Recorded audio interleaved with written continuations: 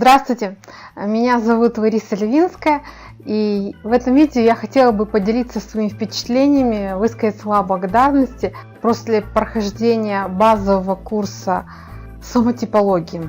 Ровно год назад, накануне Нового года, у меня было великое желание изучить курс астрологии. Стоимость обучения стоила 20 тысяч рублей. К сожалению, форма обучения без обратной связи, которая всегда стоит дешевле, в этом курсе астрологии не было. Но я вам скажу, что так случилось, что накануне 2020 года я прошла курс соматипологии без обратной связи, базовый курс. И я без преувеличения скажу, что соматипология это круче, чем классическая астрология, даже у самых лучших наставников.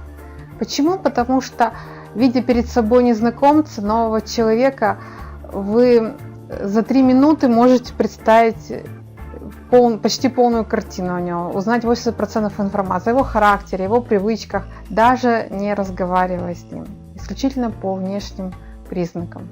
Астрология такой возможности не дает. Нужно знать обязательно дату рождения, желательно час рождения человека. Не все это знают, и, возможно, вы замечали, что люди, рожденные в один и тот же день, в один и тот же год, то есть по астрологии фактически совпадающие данные, они совершенно различны могут быть по своему поведению, по своему характеру. Если говорить очень-очень кратко, то соматипология – это современная наука. Основоположник ее наш современник, россиянин Константин Шадрин, врач-эндокринолог с большим практическим опытом. И суть науки состоит в том, что, исходя из преобладающего гормона в теле человека, можно выделить определенные черты, характерные данной группе людей, и выделяют 7 самотипов. Честно скажу, что после этого курса, хочешь не хочешь, но я продолжаю типировать людей, не только людей, но и домашних животных. Протипировала своих питомцев.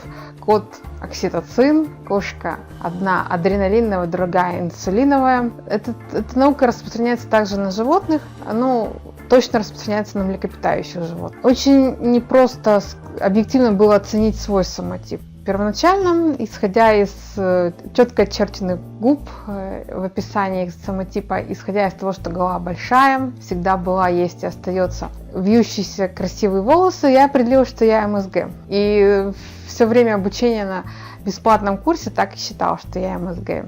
У меня были потом подозрения, что, возможно, я окситоцин.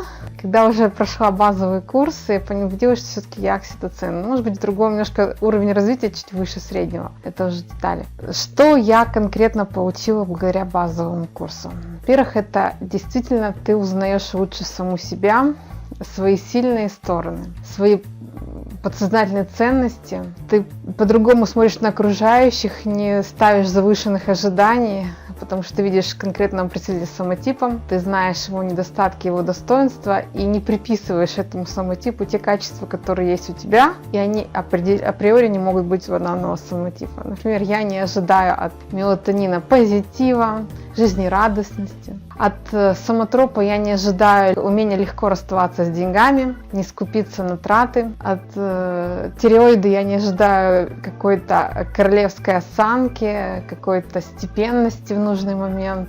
От инсулинового самотипа я не ожидаю умения доминировать, быть активным, и так далее. Очень ценным для меня оказалось разобраться в своих подсознательных ценностях, поскольку после этого, поскольку я поняла, что у меня главная подсознательная ценность – это труд и навыки, мне стало понятно, почему, несмотря на все мои титанические усилия, развиваться в тех областях, где доход зависит от процентов, особых результатов мне получить не удалось. У меня ценность деньги стоит всего лишь на 2-м месте. Это все удалось выяснить благодаря чудесным простым тестам «Щенок» и «Генерал».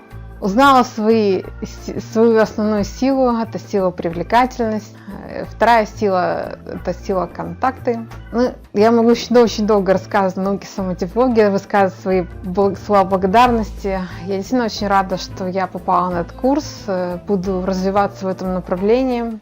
Очень хочется узнать о совместимости самотипов, о детях разных самотипов. И я скажу вам, что у меня после этого курса очень изменилось отношение к своему самотипу, к представителям мужского пола моего самотипа. Я раньше считала, что мужчины окситоцин, ну, скажем так, внешне похожи на окситоциновый тип, это выше среднего, большая голова, широкие плечи, когда основная масса тела приходится на выше пояса. И, как правило, у 90% представителей этого самотипа ярко выраженный живот, но это не мой тип. Но когда я изучила подробнее, узнала о всех плюсах этого самотипа, теперь, когда я встречаю мужчин этого самотипа, мне так и хочется сказать: здравствуй, здравствуй, Оксик. Чувствуешь какое-то единение, что-то родное, очень-очень теплое, очень близкое к этим человекам изначально, еще до начала разговора с ними. Поэтому мой вам совет: обучайтесь, развивайтесь, изучайте науку самотипологию. Это действительно очень интересно, увлекательно. Это знания, достойные тайных агентов ФБР. С вами была Лариса Левинская. До скорой встречи.